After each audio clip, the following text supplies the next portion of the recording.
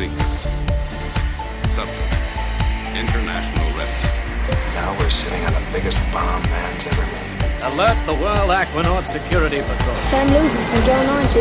Airborne. Over. Interceptors, immediate launch. Captain Scarlet is now indestructible.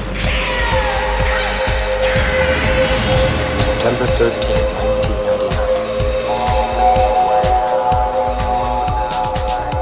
Hello, I'm Jack. And I'm Catherine. And welcome back to Operation Anderthon. Welcome. Hello.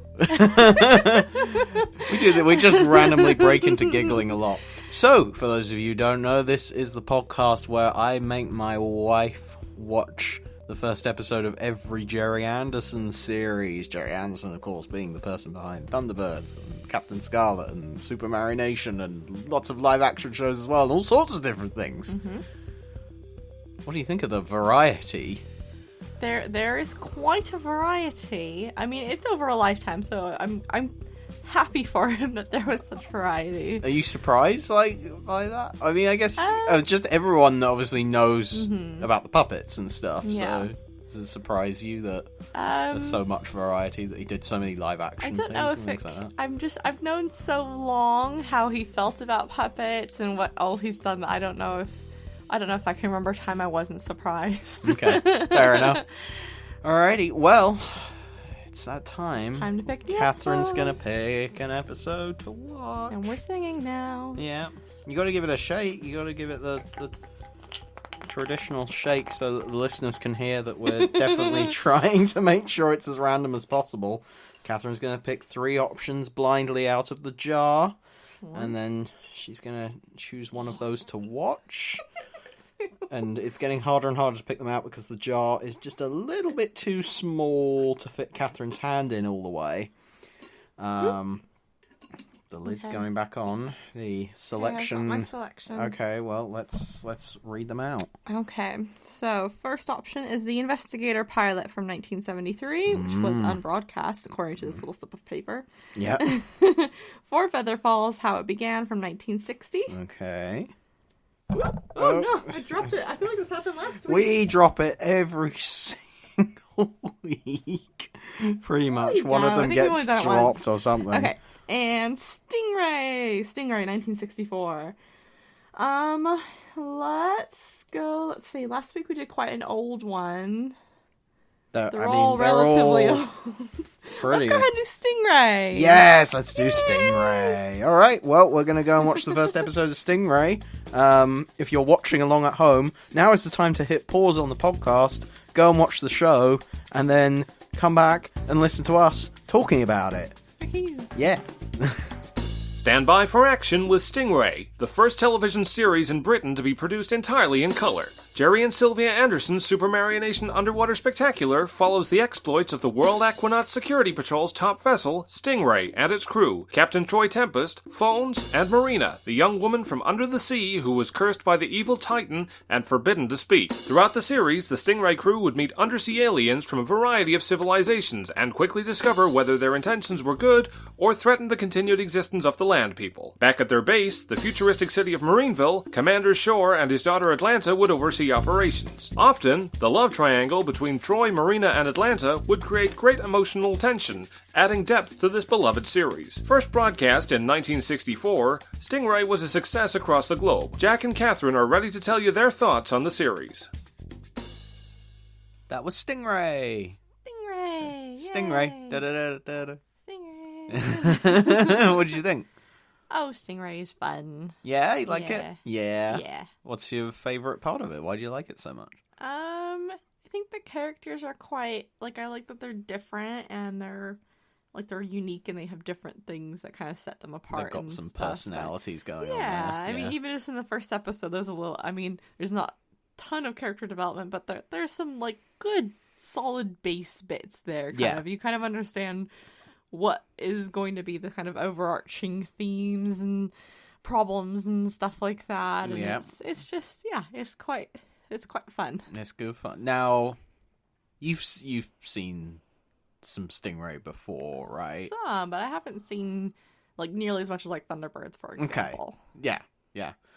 Well, we should probably just start at the beginning and work our way through. It seems to be a good way to go about these things usually. So the Stingray title sequence, it'll starts up with a big explosion in black and white. And then it says it's in Vidicolor, and it pulls out, and it's all in colour! Oh my goodness! Because this was the first full TV show filmed in the UK entirely in colour. Okay. You had to take a second to figure out what I was talking about. Yeah. I had to take a second to figure out the order of things. Yes. So this was 1964, so this was after Fireball XL5, which we watched last week, and before Thunderbirds, which we watched the week before. So we're very much in the depths of Super Marionation success, really. This was the first series that was produced after Lou Gray purchased AP Films and just injected them with a bunch of cash, which shows, I think, on screen when you compare it to Fireball as quite a step up. What do you think in terms of the way things looked and the sophistication of it all? Definitely, like a big improvement there, and much more. You can definitely see the progression that eventually became like Thunderbirds and Joe 90 and all that sort of stuff. Yeah, like exactly. you can just very clearly see the steps that were taken to make it better and more professional and just make it work better generally as well. Yep. And so in the title sequence we just have Barry Gray's fantastic bit of music and drums up all the excitement. You have all those fantastic catchphrases, stand by for action, anything can happen in the next half hour. It's all very exciting. Yeah.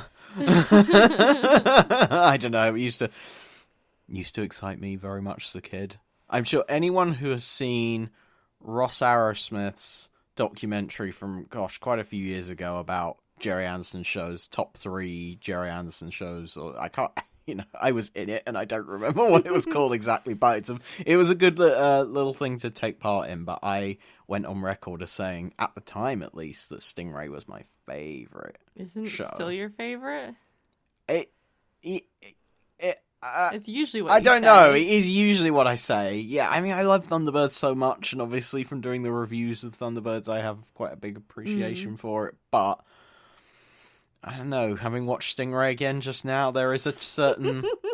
I think it's the character. I think he for me, flirts between the two. I do. But I think for me, Stingray has something with the characters that Thunderbirds just doesn't quite have. At least the overall, like, Thunderbirds has a few standout characters, and then the rest kind of blend into the background, really. And then with Stingray, everyone has a lot of characters. Yes. So yeah, I'm going to say Stingray is my favorite. But in that documentary, I also told the story about how I first came to see Stingray. Have I told you this story before? Probably, but go ahead. Okay, all right. Well, I'll tell everyone else then. Basically, Thunderbirds was being repeated in the early 2000s. It was kind of my first real interaction with the series as a whole, was it being repeated on the BBC in the early 2000s. And then I looked in the TV listings magazine that we had at the time, and I saw that Thunderbirds wasn't there anymore, and this Stingray thing was there in its place, and I was like, what the heck is Stingray? What have they done with Thunderbirds? And my mum had to convince me, oh no, if you like Thunderbirds, you'll like Stingray as well, don't worry, you'll enjoy it. I'm like, sure, whatever you say. Not convinced, Mum. But then I sat down and actually watched Stingray, and yeah, loved it. It's great stuff. But I don't really understand how I hadn't seen it before, because we had Stingray VHS tapes in the house as well. So I obviously just didn't. I just wasn't aware. I've seen many Disney movies as well. You kind of. We're just going to throw that out there.